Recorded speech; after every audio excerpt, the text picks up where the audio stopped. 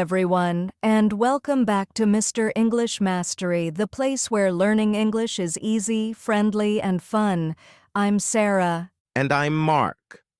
It's always great to be back here. How are you doing today, Sarah? I'm doing great, Mark, and I'm extra excited today because we're talking about one of my favorite topics, vacations and travel plans. Oh, yes. Who doesn't love talking about vacations? It's one of the best ways to practice English and also daydream a little. Ha ha.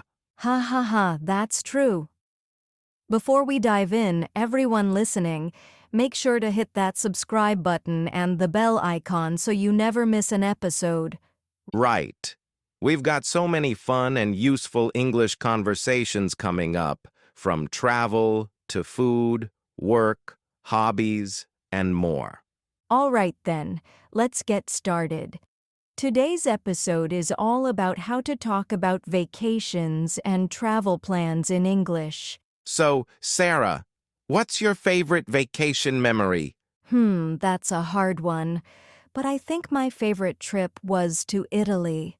I went there with a group of friends and we spent a week traveling from Rome to Florence to Venice. The food, the art, the people, everything was incredible. Italy sounds amazing. Did you visit the Colosseum in Rome? Yes, of course. It was one of those wow moments. You know, when you finally see something you've only seen in pictures before. I just stood there for a few minutes, speechless. Haha, I know that feeling. For me, it was seeing the Eiffel Tower for the first time. I went at night, and it was all lit up and sparkling. I just kept saying, "Oh, wow! Oh, wow!" Haha, classic tourist moment. But those are the memories that stay with you. Exactly. You know what I've realized? Discussing past vacations in English is a great way to practice the past tense naturally. Phrases like I went, I visited, I saw, and I tried. That's a good point.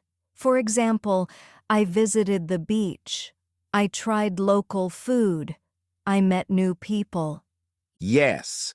Simple but powerful phrases that make your conversation sound real. Okay, let's dream a little.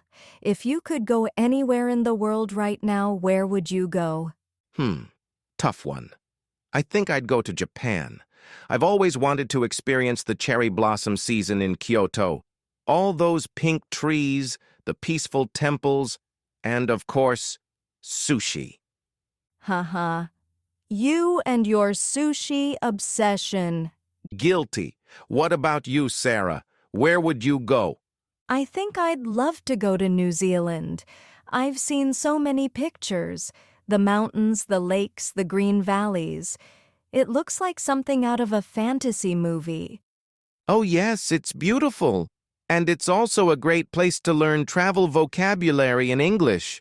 For example, book a flight, make a reservation, pack your bags, check into a hotel. That's right. You can say things like, I'm booking a flight to New Zealand next month. We already made hotel reservations. I still need to pack my bags. And one of my favorite travel-related verbs, explore. You can say, I can't wait to explore the city. That's such a good word. It's more exciting than just visit.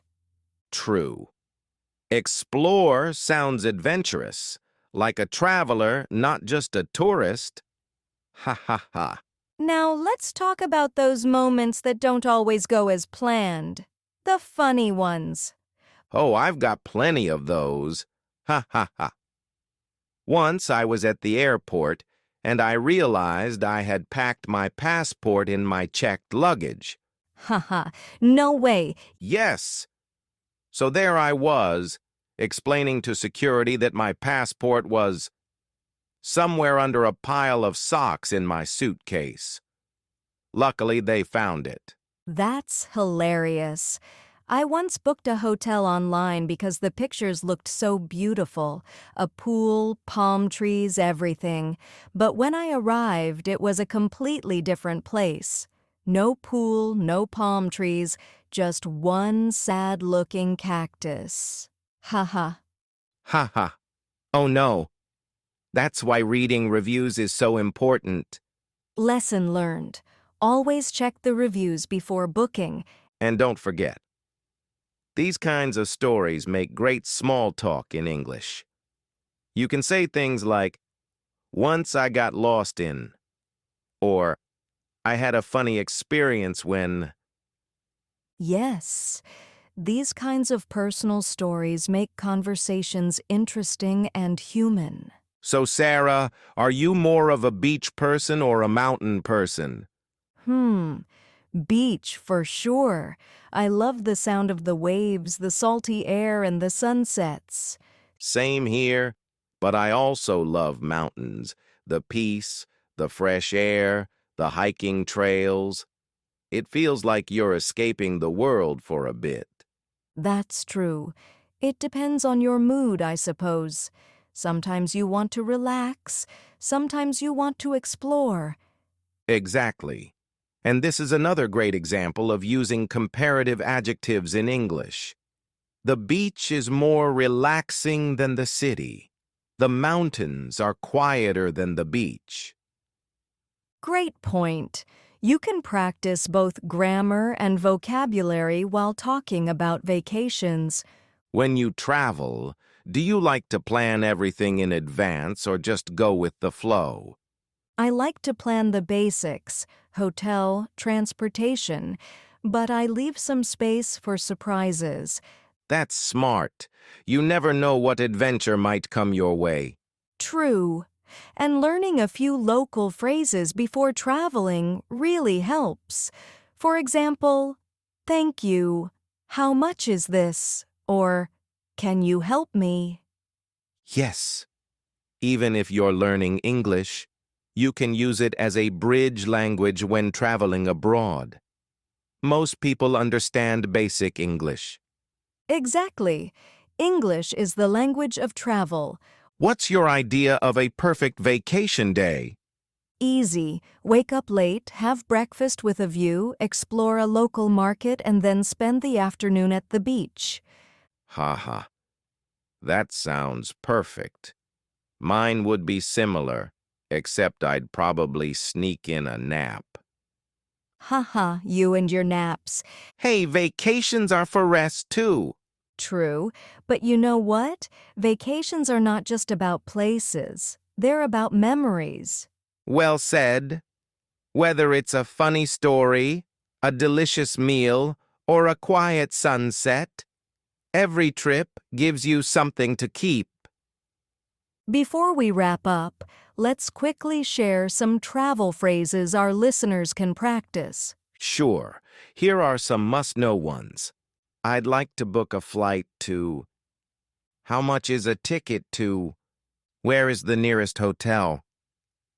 Can I get this to go, please? What time does the bus leave? Could you recommend a good restaurant? Nice. And here are some small talk phrases for travelers. Is this your first time here? The weather is beautiful today, isn't it? I love the food here. What places do you recommend visiting? Perfect.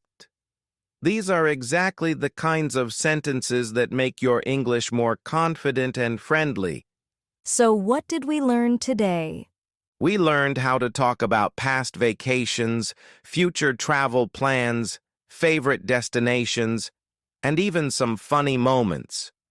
We also practiced useful vocabulary like booking a flight, packing your bags, exploring, relaxing, and sightseeing. And remember, every conversation like this helps you improve your speaking confidence. That's right. Don't just listen. Try to repeat some of these phrases out loud. Talk about your favorite trip, your dream destination, or where you want to go next. And share this episode with a friend who loves traveling or learning English. Haha. Maybe you'll plan your next trip together. Who knows? Thank you all for joining us today. Keep practicing, keep exploring, and remember, every word brings you closer to fluency. See you in the next episode. Bye, everyone.